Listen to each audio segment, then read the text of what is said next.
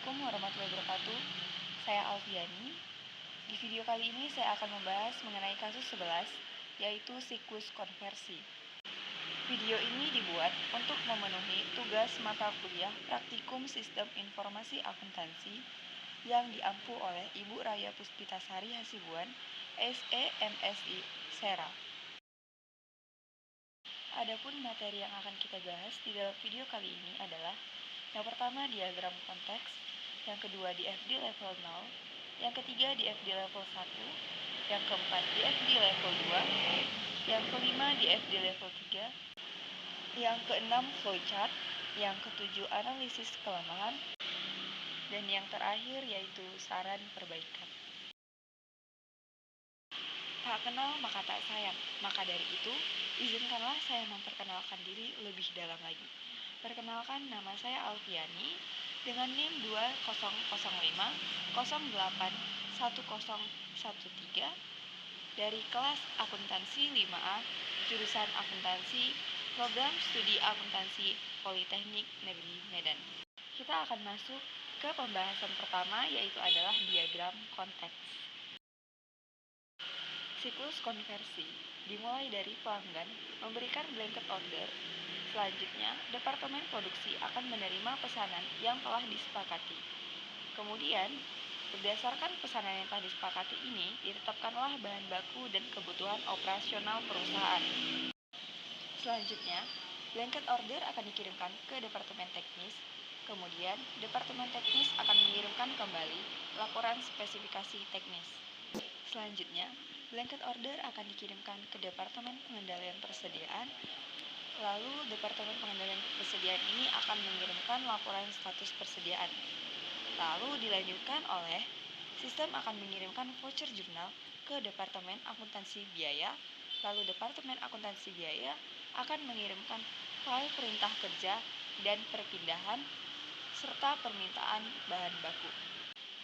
Lalu selanjutnya, sistem akan mengirimkan surat permintaan bahan baku ini ke Departemen Penyimpanan Persediaan untuk dilakukan pengeluaran bahan baku yang dibutuhkan. Selanjutnya, sistem akan mengirimkan dokumen pencatatan kerja ke Departemen Penggajian. Lalu kemudian, Departemen Penggajian akan mengirimkan kartu waktu untuk gaji dan jam kerja.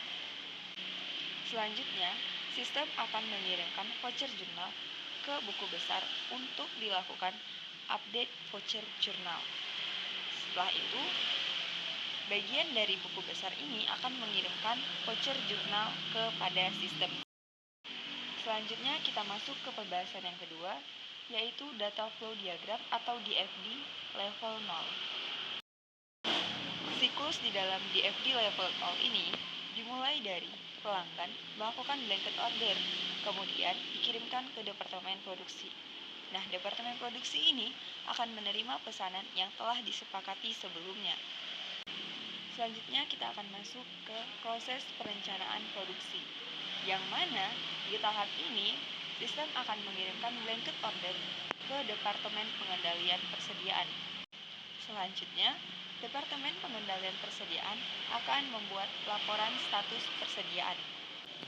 Selanjutnya, pada proses perencanaan produksi, blanket order dikirimkan ke Departemen Teknis. Departemen Teknis akan mengirimkan laporan status persediaan beserta daftar kebutuhan bahan baku, lembar urutan kerja, dan laporan spesifikasi teknis kepada sistem. Kemudian, sistem proses perencanaan produksi ini akan mengirimkan laporan permintaan pembelian kepada Departemen Pembelian berdasarkan data master pembelian. Selanjutnya kita masuk ke tahap yang kedua, yaitu adalah proses penjadwalan produksi, di mana sistem akan mengirimkan surat perintah dan surat permintaan bahan baku kepada supervisor. Kemudian, supervisor akan mengirimkan kembali laporan perintah kerja. Selanjutnya, sistem akan mengirimkan surat permintaan bahan baku kepada Departemen Penyimpanan Persediaan, yang mana nantinya Departemen Penyimpanan Persediaan akan membuat pengeluaran bahan baku. Selanjutnya, sistem akan mengirimkan kartu waktu untuk gaji dan jam kerja kepada Departemen Penggajian. Kemudian Departemen Penggajian akan melakukan pencatatan kartu waktu. Selanjutnya kita masuk ke proses yang terakhir, yaitu adalah proses pencatatan, di mana sistem akan mengirimkan salinan perintah kerja dan barang jadi kepada gudang. Selanjutnya, file permintaan pembelian bahan baku, perintah kerja, lembar perpindahan, kelebihan dan retur bahan baku, serta kartu waktu kerja akan dikirimkan ke Departemen Akuntansi Biaya, yang mana nantinya akan menghasilkan voucher jurnal, dan voucher jurnal ini akan dikirimkan ke buku besar. Berdasarkan laporan status persediaan yang dibuat oleh Departemen Pengendalian Persediaan, maka dilakukanlah update persediaan sehingga menghasilkan voucher jurnal. Nah, voucher jurnal ini beserta dengan voucher jurnal yang dikirimkan oleh Departemen Akuntansi Biaya tadi kepada Departemen Buku Besar akan dibuat untuk melakukan update buku besar. Baiklah, kita masuk ke pembahasan yang ketiga, yaitu adalah DFD level 1. Di dalam DFD level 1 ini akan diterima pesanan dari pelanggan. Kemudian dilakukan pengecekan status persediaan. Selanjutnya dilakukanlah permintaan pembelian sehingga menghasilkan faktur pembelian bahan baku. Selanjutnya kita masuk ke pembahasan yang keempat, yaitu adalah DFD level 2. Selanjutnya, dilakukan penyerahan jadwal produksi dan lembar perpindahan yang kemudian akan dilakukan pengeluaran bahan baku. Selanjutnya, dilakukan pencatatan jam kerja sehingga menghasilkan kartu waktu dan jam kerja. Selanjutnya kita masuk ke pembahasan yang kelima, yaitu adalah DFD level 3. Di dalam DFD level 3 ini, dilakukan penyimpanan barang jadi produksi. Selanjutnya, dilakukan update data persediaan. Berdasarkan update data persediaan ini, dilakukan pencatatan voucher jurnal. Kemudian dilakukanlah pengupdatean buku besar sehingga menghasilkan buku besar terupdate.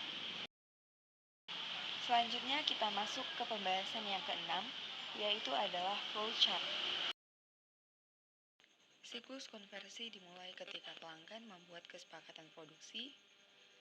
Setelah disetujui, dibuatlah blanket order, yang mana nantinya blanket order ini akan dikirimkan ke Departemen Pengendalian Persediaan. Berdasarkan blanket order, staf Departemen Produksi akan menerima pesanan yang telah disetujui. Selanjutnya, blanket order yang dikirimkan oleh Departemen Produksi ke Departemen Pengendalian Persediaan dibuat untuk membuat status persediaan sehingga menghasilkan laporan status persediaan. Berdasarkan laporan status persediaan, Departemen Pengendalian Persediaan akan mengupdate persediaan. Kemudian, membuat voucher jurnal sehingga menghasilkan voucher jurnal. Nah, voucher jurnal ini akan dikirimkan ke halaman selanjutnya. Selanjutnya, Departemen Pengendalian Persediaan akan mengirimkan blanket order ke Departemen Teknis. Kemudian, berdasarkan blanket order ini, Departemen Teknis akan membuat daftar kebutuhan bahan baku, lembar kerja, dan laporan spesifikasi teknis sehingga menghasilkan daftar kebutuhan bahan baku, lembar kerja, dan laporan spesifikasi teknis. Berdasarkan daftar kebutuhan bahan baku, lembar kerja, dan laporan spesifikasi teknik, maka Departemen Teknis akan membuat permintaan bahan baku sehingga menghasilkan permintaan bahan baku, yang mana dokumen permintaan bahan baku ini akan dikirimkan ke Departemen Pembelian. Selanjutnya, Departemen Pembelian akan menerima dokumen permintaan pembelian bahan baku. Nah, berdasarkan dokumen ini, dibuatlah laporan permintaan pembelian bahan baku sehingga menghasilkan bahan baku. Selanjutnya, dokumen permintaan pembelian bahan baku ini akan dikirimkan kepada supervisor. Kemudian, supervisor akan membuat perintah kerja, lembar perpindahan, dan permintaan bahan baku, sehingga menghasilkan dokumen perintah kerja, lembar perpindahan, dan permintaan bahan baku, yang mana dokumen ini akan dikirimkan ke halaman selanjutnya. Selanjutnya, dokumen permintaan pembelian bahan baku akan dikirimkan oleh supervisor ke Departemen Penyimpanan Persediaan, yang mana berdasarkan dokumen ini, Departemen Penyimpanan Persediaan akan melakukan pengecekan permintaan bahan baku sehingga menghasilkan dokumen pengeluaran bahan baku dan barang yaitu adalah bahan baku. Selanjutnya, dokumen permintaan pembelian bahan baku ini akan disimpan oleh Departemen Penyimpanan Persediaan berdasarkan tanggal. Selanjutnya, Departemen Penggajian akan membuat pencatatan waktu kerja dan jam kerja sehingga menghasilkan dokumen waktu kerja dan jam kerja. Selanjutnya, bagian gudang akan menerima salinan perintah kerja beserta barang jadi, yang mana berdasarkan dokumen ini, bagian gudang akan menutup file perintah kerja terbuka. Selanjutnya, berdasarkan dari dokumen sebelumnya, yaitu dokumen yang pertama yang berisi perintah kerja, lembar perpindahan, dan permintaan bahan baku, dan dokumen waktu kerja dan jam kerja, beserta dokumen kelebihan dan retur bahan baku, maka Departemen Akuntansi Biaya akan mengupdate barang dalam proses. Kemudian, membuat voucher jurnal sehingga menghasilkan voucher jurnal. Nah, voucher jurnal ini akan dikirimkan ke bagian buku besar. Berdasarkan voucher jurnal yang dikirimkan oleh Departemen Akuntansi Biaya dan voucher jurnal berdasarkan halaman sebelumnya, yaitu oleh Departemen Pengendalian Persediaan, maka bagian buku besar akan melakukan update buku besar sehingga menghasilkan buku besar. Kemudian, voucher jurnal tadi akan disimpan di buku besar berdasarkan tanggal. Kita masuk ke pembahasan yang ketujuh, yaitu adalah analisis kelemahan. Yang pertama adalah tidak terdapat otorisasi transaksi berupa tanda tangan atau stempel dari supervisor. Otorisasi hanya dilakukan dengan perintah kerja yang dibuat oleh supervisor. Yang kedua, terdapat beberapa pencatatan yang dilakukan masih secara manual. Dalam proses pengendalian internal, cara ini dirasa kurang efisien. Selanjutnya yang ketiga adalah tidak dijelaskan atau dipaparkan lebih rinci mengenai kesepakatan produksi dan kelebihan bahan baku. Kita masuk ke pembahasan terakhir, yaitu adalah saran perbaikan. Saran perbaikan dari kasus ini yaitu adalah yang pertama, sebaiknya terdapat otorisasi transaksi berupa tanda tangan atau stempel dari supervisor.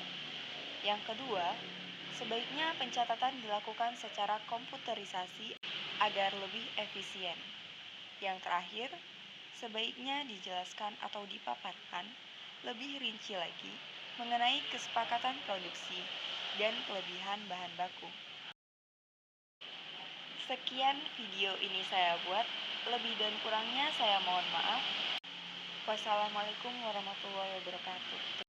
Terima kasih buat yang sudah menonton video ini.